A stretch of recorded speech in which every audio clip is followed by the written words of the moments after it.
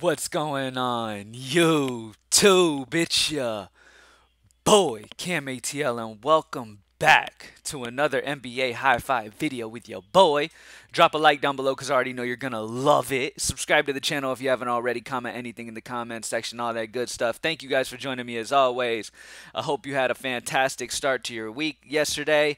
I'm excited to make y'all's Tuesday beautiful as well. All right, as you guys know, I like to get in and get out. I'm just gonna talk about like the five guys that I like a ton, kind of how I'm liking building so far today, and send you guys on your merry way. As you know, as the day goes on and information comes out, you're going to need to adjust things. The easy way to keep up with all this stuff is greenlightdfs.com.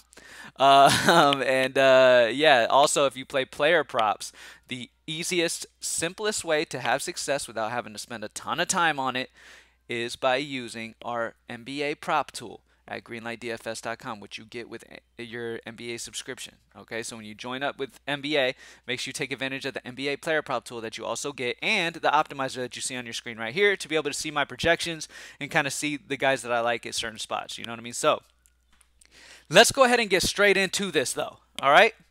Starting off, first and foremost, anytime Luka Doncic's on a slate, I want him. Okay, and we have some value options on this slate, and I'm going to talk about them that kind of make being able to get Luka doable. Now, you got Christian Wood out for Dallas. That's a solid usage player that's going to be out, that where Luka's going to be expected to do even more than he already does. He already puts this team on his back every single night and carries them to victory, but now he's going to have to carry them even more. So his back's definitely going to hurt after this game, but at the end of the day, you know, he's going to do his thing. He is pricey.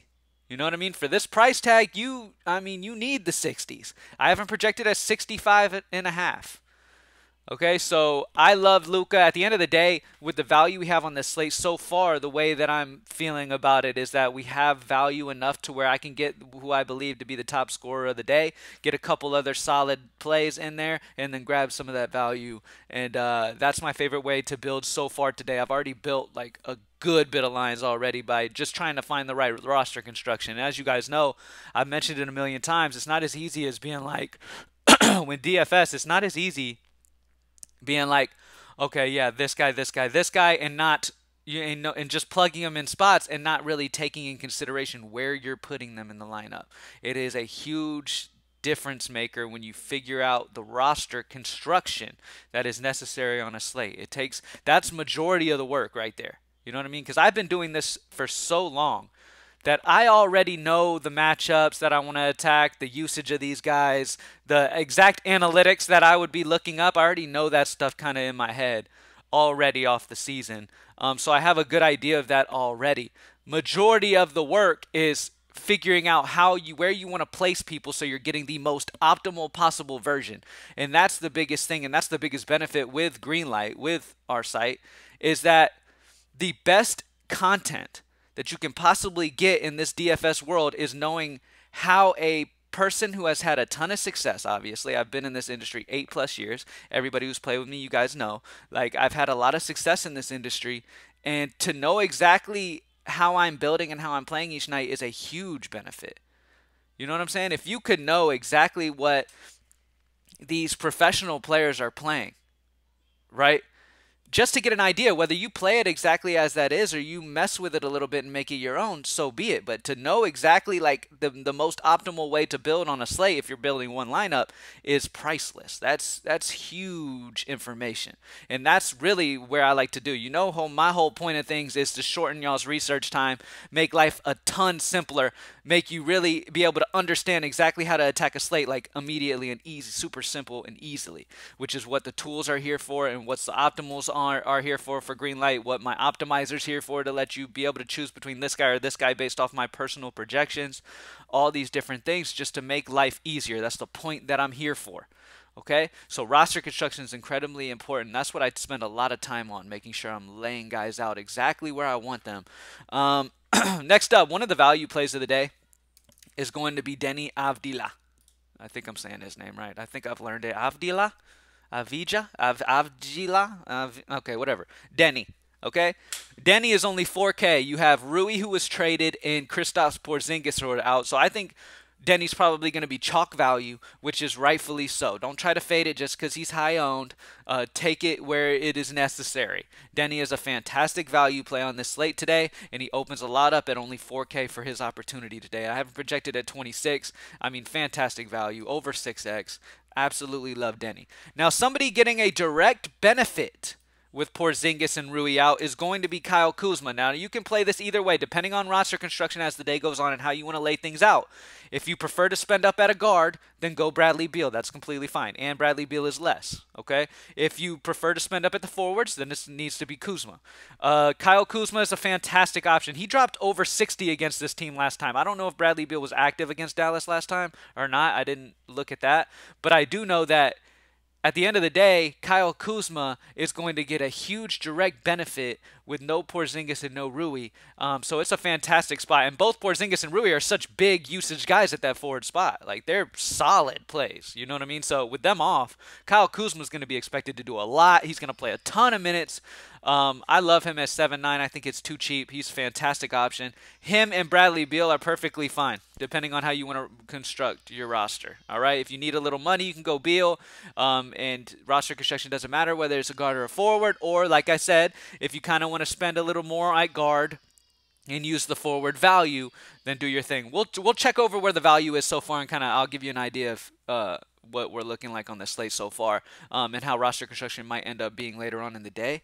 But as of right now, yeah, Kyle Kuzma, I love him. Another value, man, you got to grab this value where it is. Daniel Gafford is only 4-3.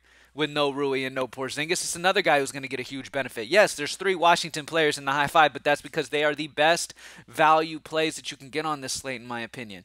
Avdija's or Denny, whatever. I'm not even going to try to say his last name anymore. I'm not sure if I'm saying it right. Avdija, right? I'm not sure. Anyway, so Denny at 4K and Gafford at 4-3 is just too cheap with 2 bigs out for Washington, in my opinion.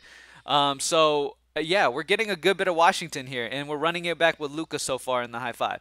Last but not least, this is just, you still got Devin Booker out. You've got Phoenix dealing with injuries, and he's going against Charlotte. Chris Paul came back with a vengeance, has been absolutely fantastic. He looked amazing against Memphis on January 22nd. Okay, he's had a couple days to rest.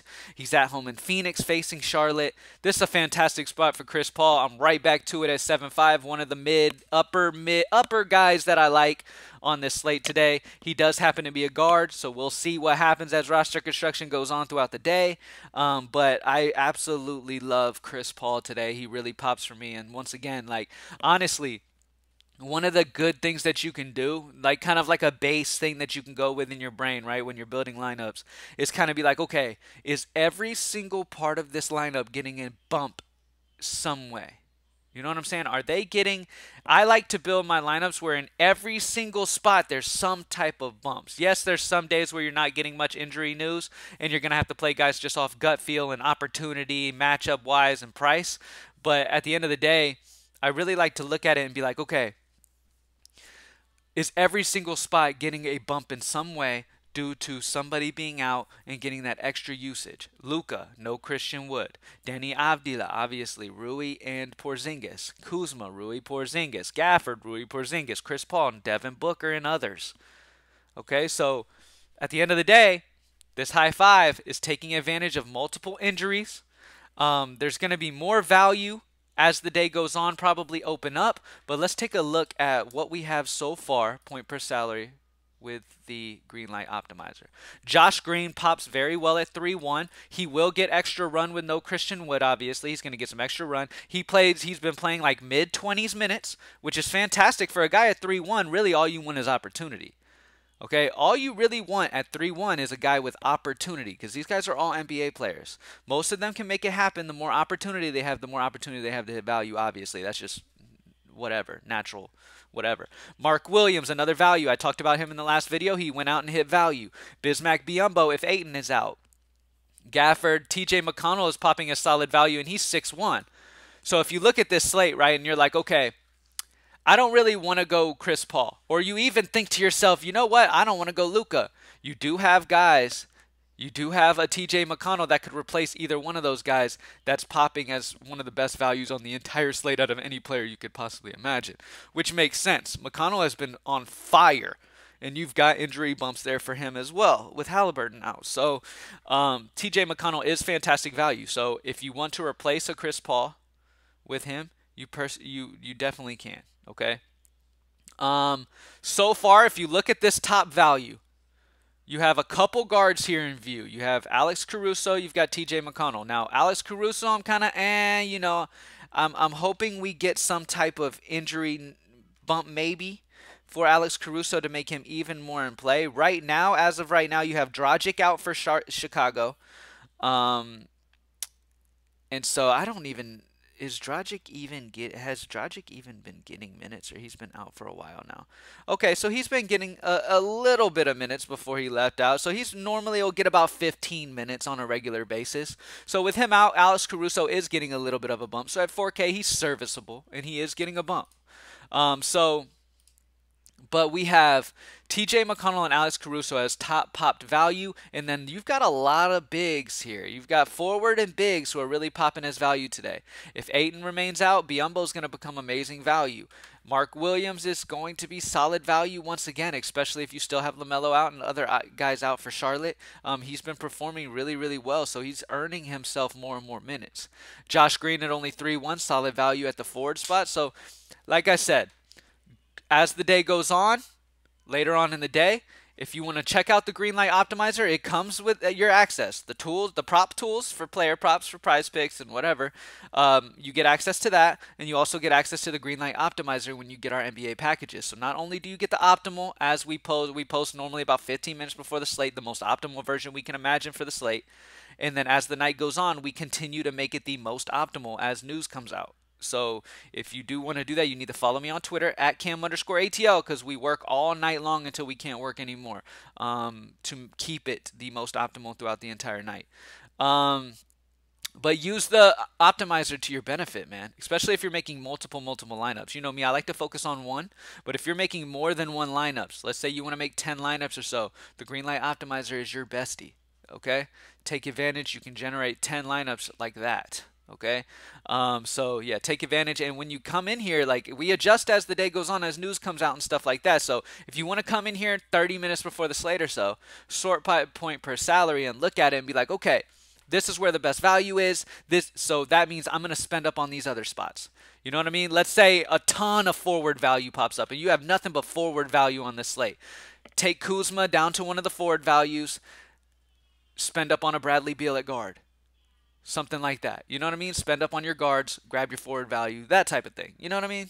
Basic DFS stuff, but it's so important that a lot of people don't really think about. They're just like, okay, I gotta play this guy, and they fill up these spots, not really considering, hey, maybe if I move this guy here, maybe if I do this and that, you know, simple little roster construction moves can make such big differences. All right, I've been rambling. Anyway, you got Luka, Denny, Kuzma, Gafford, and Paul in the high five. Good luck, everybody, tonight.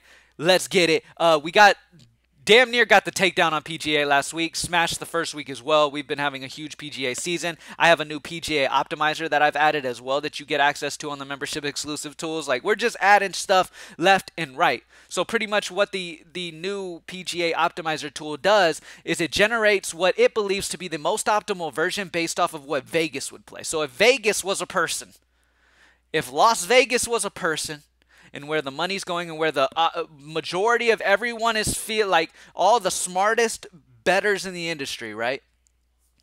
They all place their bets on certain golfers where they expect them to finish out, and that moves their lines and all that stuff. This optimizer likes to create the most optimal version from all the smartest minds in the PGA world and generate the most optimal version for you. And it's been smashing this year. It's been wild. So it's just another tool that I thought would be helpful for everyone, and I thought would be pretty awesome and save a lot of people time and all that stuff.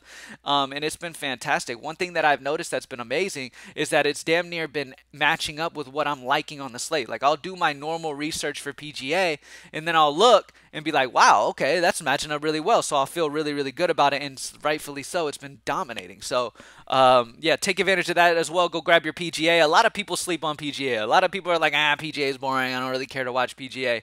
Money's money, baby. You know what I mean? You gotta get it how you get it. You know what I mean? Hey, look, there's been times in my life during COVID and all that, I was studying League of Legends. Okay? Guess how much League of Legends I knew until I locked in on during COVID and was smashing League of Legends. Guess how many of these Korean baseball players I pay attention to, and I was smashing KBO. All it takes is hard work and just to lock in on something, and you can learn so much so quick. Especially when you play DFS and you already kind of know the gist of DFS and exactly how to build. You just got to learn the gist of who's who in these other things, and you're good. So yeah, man. Look, my thing is I just want to make money in any sport I can. You know what I'm saying? And I want other people to make money in any sport they can. In PGA, don't sleep on it. There's money to be made in PGA. You feel what I'm saying? So let's get it, y'all. Thank you guys for joining me. I've been going for a good little bit here. Y'all have an amazing Tuesday, and I'll see y'all tomorrow. Peace.